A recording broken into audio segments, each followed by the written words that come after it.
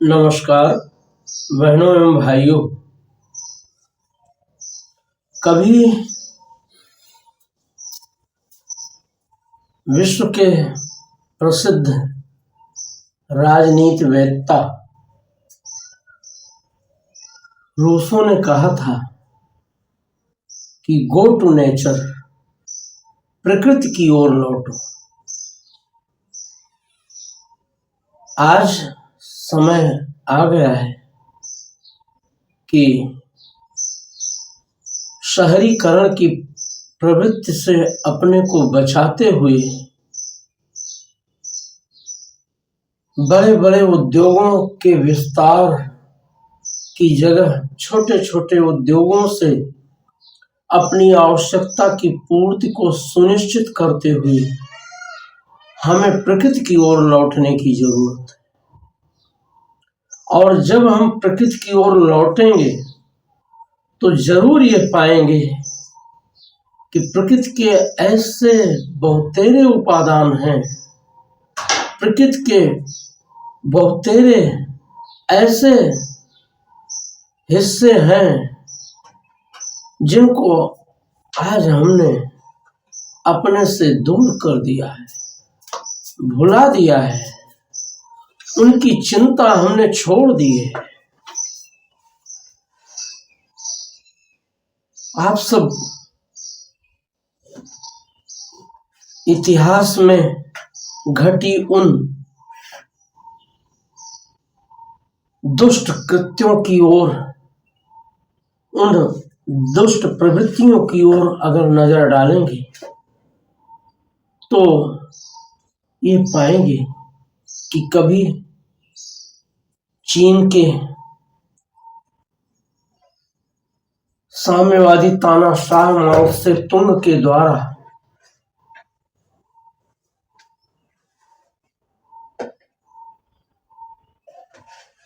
करोड़ों गौरैया पक्षियों को इसलिए मरवा दिया गया कि उसे ये सनक सूझ गई थी कि गौरैया अनाज का काफी हिस्सा चट कर जाती है।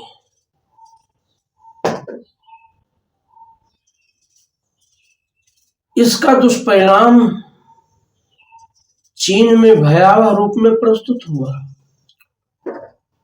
1958-59 के वर्षों में माओ त्से तुंग ने जनता को इतना सक्रिय कर दिया, अपने देश की जनता को इतना सक्रिय कर दिया कि वे गौरैया को उड़ा उड़ा करके, उनको थका करके, गिरा करके मार डालते थे और उन्हें खा जाते थे। जहां उनका बसेरा होता था उस पर जहरीले पदार्थों को फेंका जाता था, उससे वे मर जाती थी। वाद्य बजा बजा करके उनको इतना उड़ाया जाता था कि वो थक कर गिर पड़ती थी, जिसका परिणाम ये हुआ कि चीन की जो फसल थी वो कीट पतंगों द्वारा, जो अनाज को नष्ट करने वाले कीट होते हैं, उनके द्वारा इतनी नष्ट की गई कि वहां भूखमरी और अकाल की नौबत आ गई। तब किसी जीव विज्ञानी द्वारा जब गौरैया का ऑपरेशन करके यह बताया गया कि गौरैया प्रकृति का और हमारी फसलों का कितना संरक्षण करती है, ऐसे कीटों को खा करके अपने लिए उदरस्थ करके, कि जिससे फसलें सुरक्षित होती, वे जो फसलों को नष्ट करने वाले कीड़े मकोड़े होते हैं उनको खा करके अपना पेट भरती।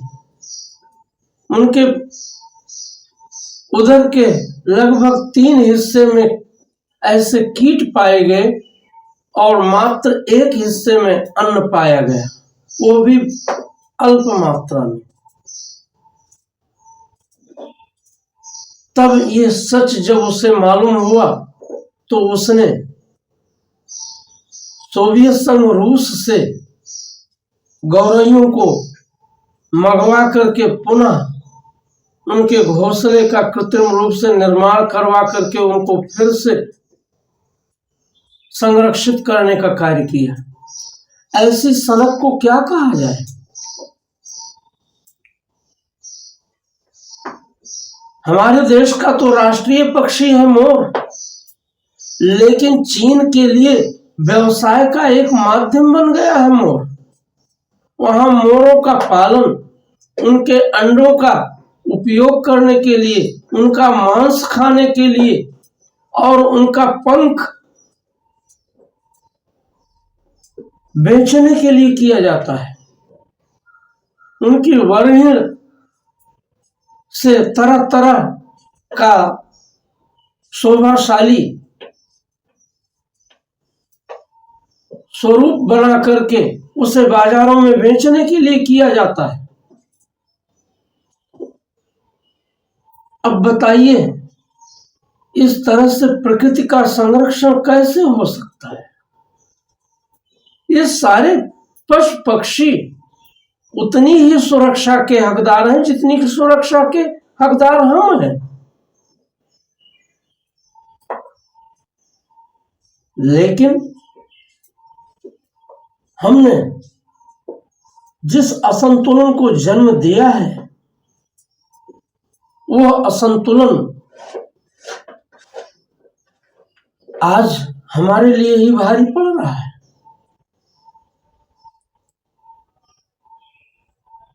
ऐसे ही पक्षियों में एक पक्षी जिसको हम महोख कहते हैं,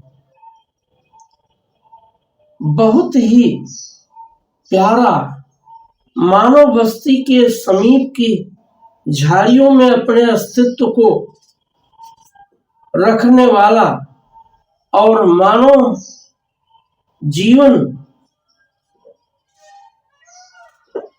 से दूर रह करके भी मानव जीवन का संरक्षण करने वाला ये पक्षी कई दृष्टियों से आज हिंसा का शिकार हो रहा है। कुछ लोग अपनी वासना की शक्ति को बढ़ाने के लिए इसके मांस का उपयोग कर रहे हैं और इसका शिकार कर ले रहे हैं, और कुछ लोग इसके बसेरे को ही समाप्त करके इसके अस्तित्व को खत्म कर दे रहे हैं। आज बड़ी मुश्किल से ये कहीं कहीं दिखाई देता है। इसके संरक्षण की आज जरूरत आ पड़ी है। ये उन्हीं पक्षियों में से एक है जिनका अस्तित्व खतरे में पड़ चुका है। इस पक्षी को हम तालाबों के आसपास उन कीड़े मकोड़ों का सेवन करते हुए पाएंगे जो हमारे जल को प्रदूषित करने का कार्य करते हैं। पेड़ों वनस्पतियों को जो नष्ट करने वाले कीड़े हैं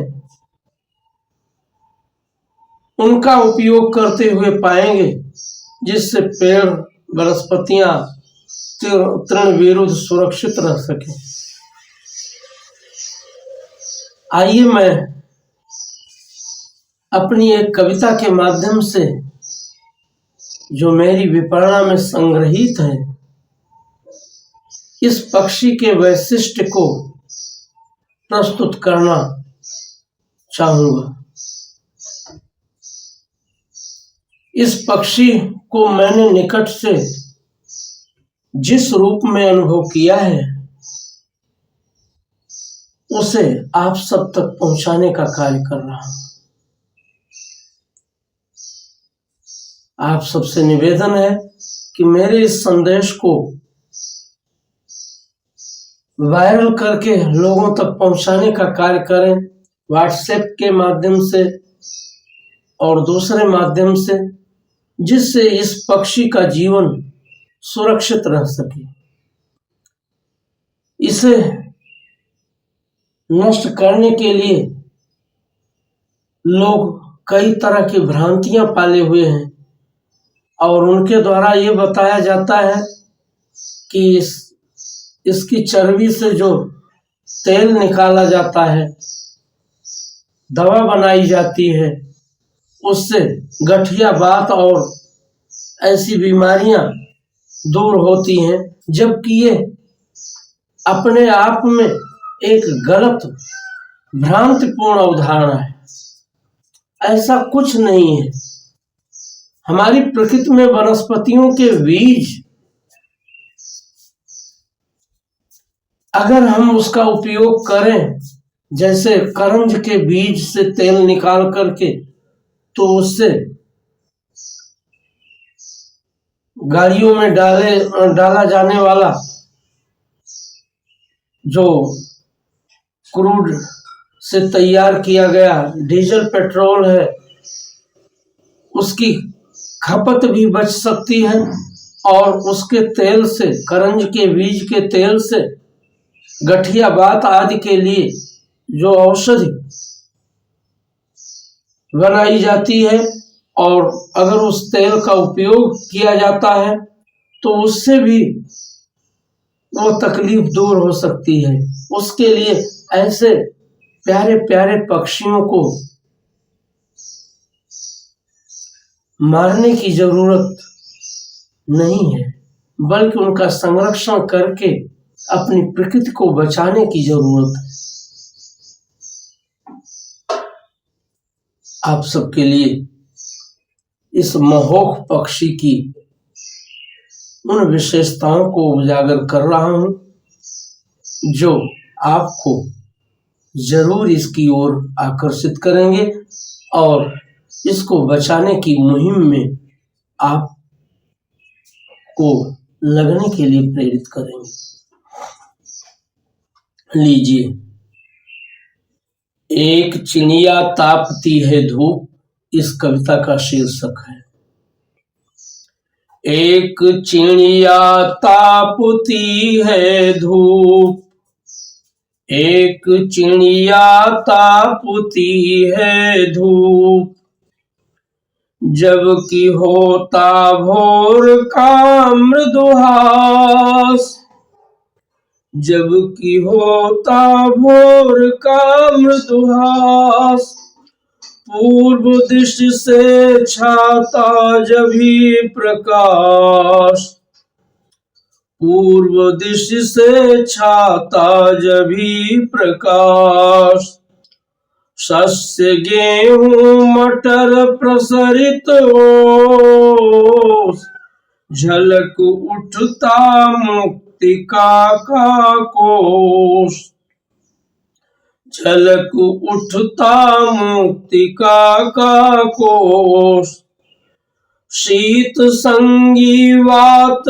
कर्कश भूप, एक चिड़िया तापती है धूप, एक चिड़िया तापती है धूप, मेड़ खाई मृत्तिका के ढेर, मेड़ खाई मृत्तिका के ढेर, पूर्व दिशि दे पीठ पंख बिखेर, पूर्व दिशि दे पीठ पंख बिखेर, पूर्व दिशि दे पीठ पंख बिखेर, चंचु से निसृत नहीं कुछ टेर, लोक से निश्चिंत को नाहेर,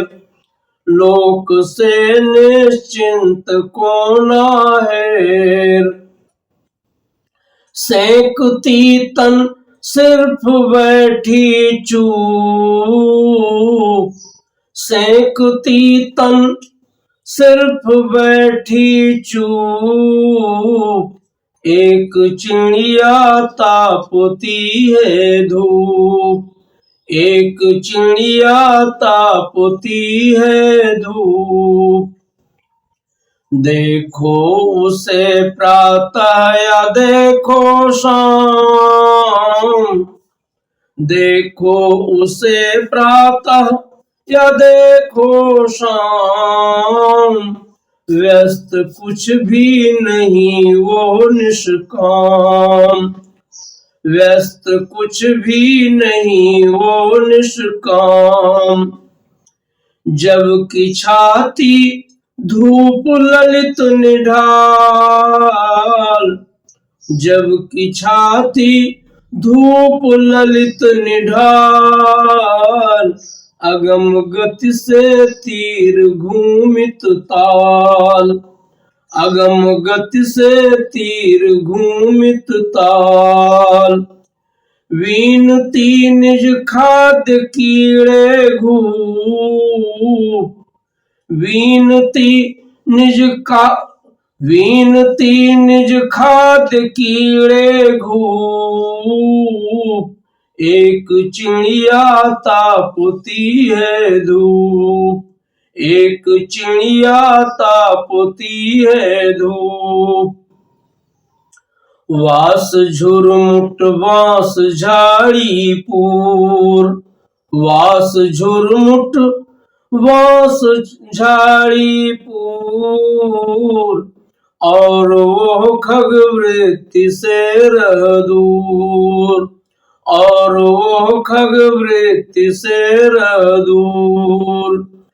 नहीं जग का व्याज और न मूल, नहीं जग का व्याज और न मूल, बहुत संतोषी विहग सुख चूर, बहुत संतोषी विहग सुख चूर। सदा शर्मीली प्रतीत अनूप, सदा शर्मीली प्रतीत अनूप, एक चिड़िया तापती है धूप, एक चिड़िया तापती है धूप। तब भी बसेरा रहे उसका ग्राम, तब भी बसेरा रहे उसका ग्राम। आहा खग प्रेमी युगल क्या नाम, आहा आहा खग प्रेमी युगल क्या नाम। आलसी कह लो कि कह लो शोक, आलसी कह लो कि कह लो शोक, ग्राम जन कहते उसे महोक, ग्राम जन कहते उसे महोक। पहचानता सेवान का है कूप, पहचानता सेवान का है कूप, एक चिड़िया तापती है धूप, एक चिड़िया तापती है धूप, एक चिड़िया तापती है धूप, तापती है धूप। बहनों एवं भाइयों, इसको जो लोग न पहचानते हो वो देख सकते हैं कि इसका शीश का भाग काला होता है, कौवे से एकदम मिलती जुलती दिखती है शीश की दृष्टि से। पंख इसके गाढ़े लाल रंग के होते हैं। या गाढ़ा ब्राउन रंग जिसको कहा जाता है वो आप कह सकते हैं। इसके पैर भी काले रंग के होते हैं। आकाश में बहुत ऊंचे उड़ने की प्रवृत्ति इसकी नहीं है। ये बहुत थोड़ी सी ऊंचाई उड़कर अपने खाद्य आदि के लिए पहुंच जाती है तालाब आदि के किनारे, और बाकी अवसरों पर गांव के सन्निकट के झाड़ियों आदि में इसका बसेरा हुआ करता है। और इसीलिए यह आसानी से दुष्ट प्रकृति के लोगों का शिकार भी हो जाती है, जो लोग इसकी महत्ता नहीं जानते और इसके संरक्षण के लिए संवेदनशील नहीं होते। ऐसे लोग इसे अपना शिकार बना ही डालते हैं।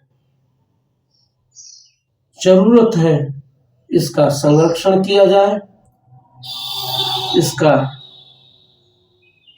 वंश बढ़ाया जाए और अपनी प्रकृति के ऐसे न्यारे न्यारे पक्षियों और पशुओं की सुरक्षा के निमित्त हम सभी सजग होकर संलग्न हों, तभी हम अपनी प्रकृति के मनभावन स्वरूप को बचा पाएंगे। अन्यथा जब प्रकृति ही हमारी विनष्ट होगी तो हम कैसे इस प्रकृति के प्रांगण में रह पाएंगे? कदापि नहीं।